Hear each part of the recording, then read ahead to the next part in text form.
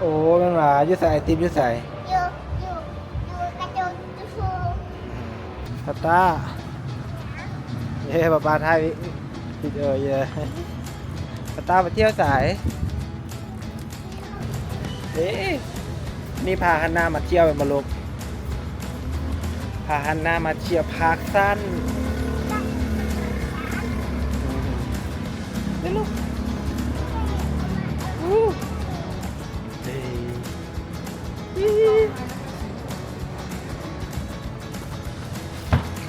ตาเป็นกองแน่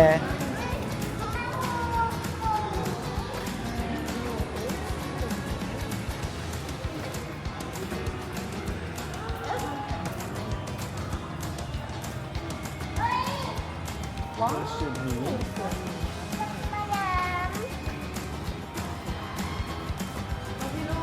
ตาครับต่อคอยลูก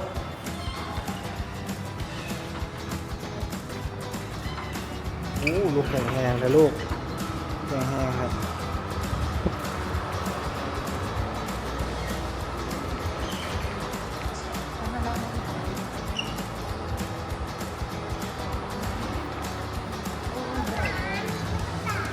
ว้าวมีแต่ที่ว้าวก้นนี่นะตาก้น ตาที่ซื้อหยางขนาด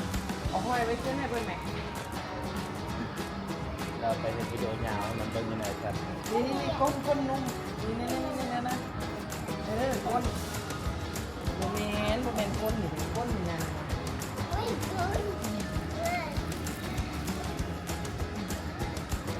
หันหน้าดี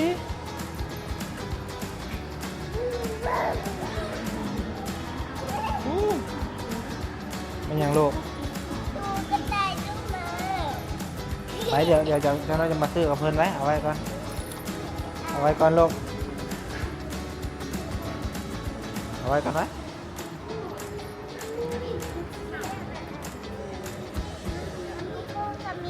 นะเดี๋ยวเจ้าน้อยจะมาซื้อน้ำมันได้มาพี่ก่อนลูก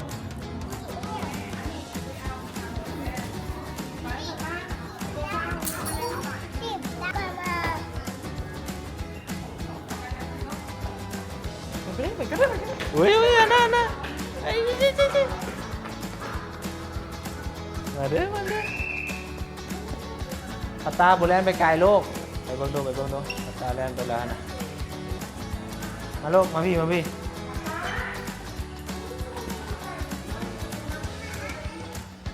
นะ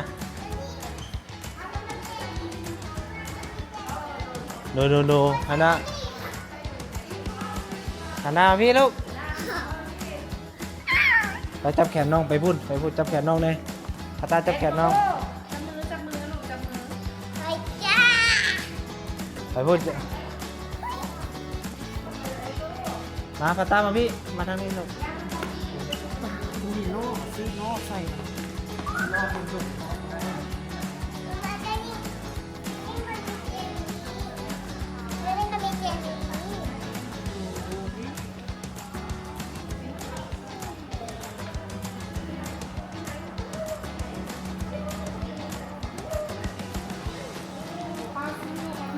ไปเล่าเบิ่งก่อนลูก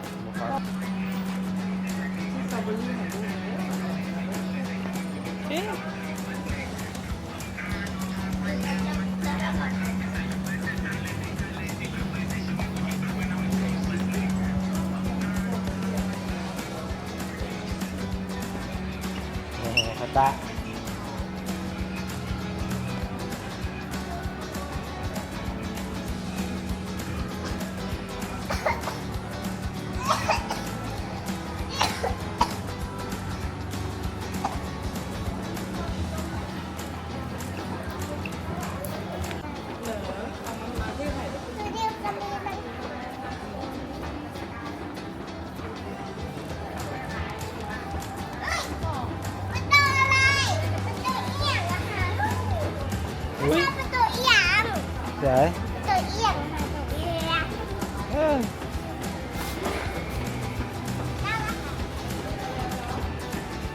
เดี๋ยวหนูไปเดี๋ยวค่อยมาซื้อลูกมา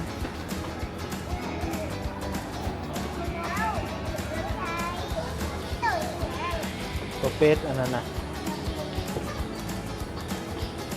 ไปลูกไปเดี๋ยวค่อยมาซื้อลูก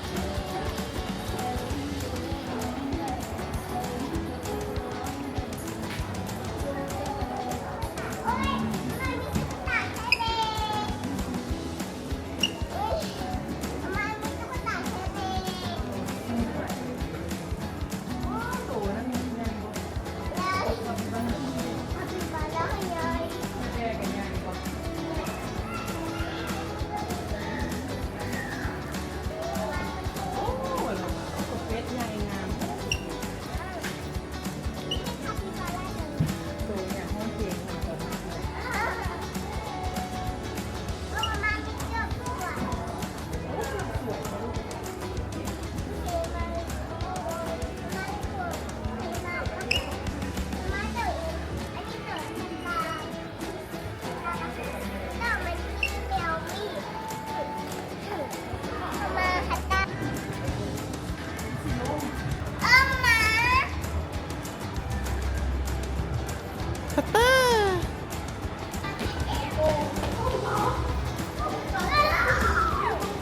นี่ทำพี่เดี๋ยวพี่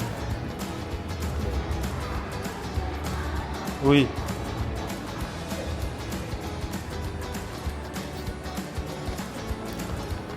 โน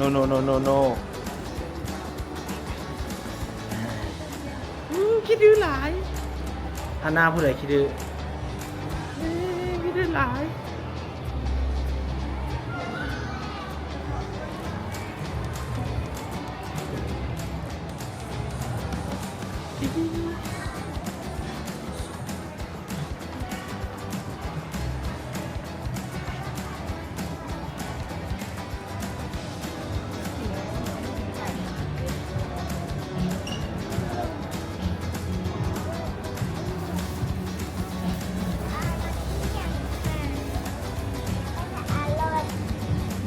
พัตตา มาม่าชอบตัวนี้ไม่ชอบตัวใด มายังชายกินไอติมอยู่ โอ้มันหมายืดใส่ไอติมยืดใส่ อยู่กระจกดูจะมานั่งข้าว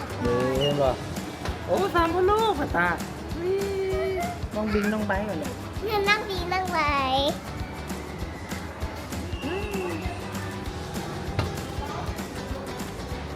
เดี๋ยวใส่พัตตามาพี่พัตตายืดใส่ลูกไอติมยืดใส่ตัวไอติมแน่เอา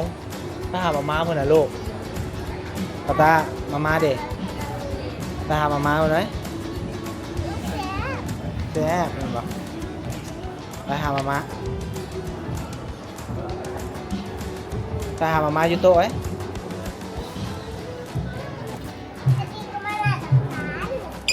ก็ไม่ไอติมไม่ไอติมโน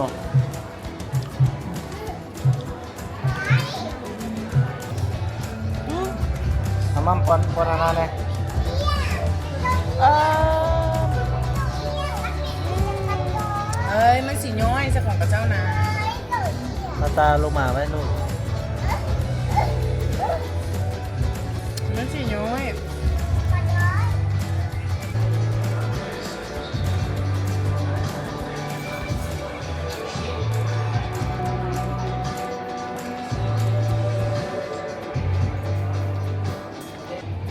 ตาอย่างระวังเพื่อนให้เพื่อนเด้อลูก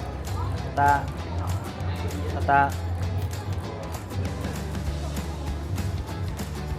มาลงมาตัวเฮา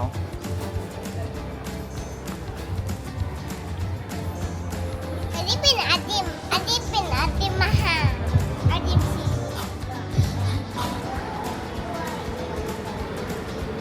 ห้าอย่างลูกเลยรู้สิไปใส่ในแล่นไปมัวเหล่านี้น่ะแล้วทำมาก่อน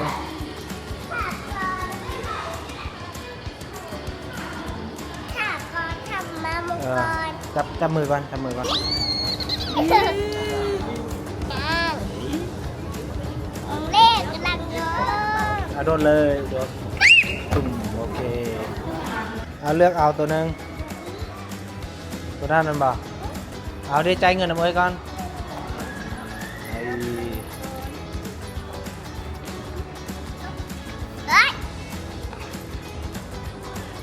พี่น้องนี่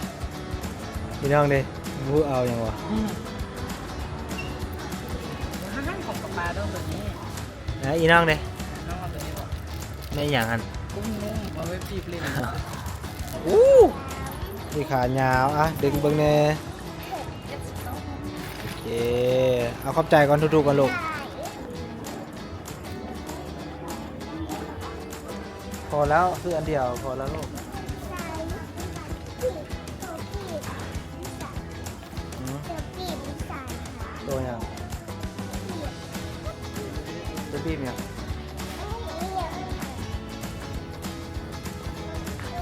อันนั้นมันน่ะบีบลูก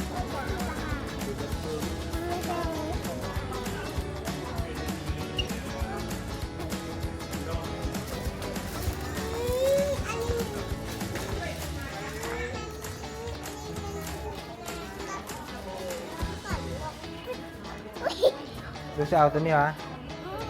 ต้องจ่ายเงินมันก่อนได้โลกมันไปจ่ายละ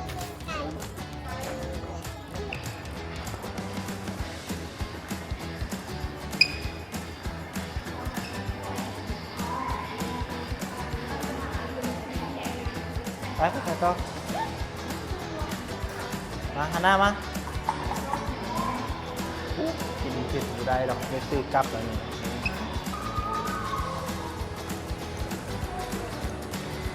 โอ้ย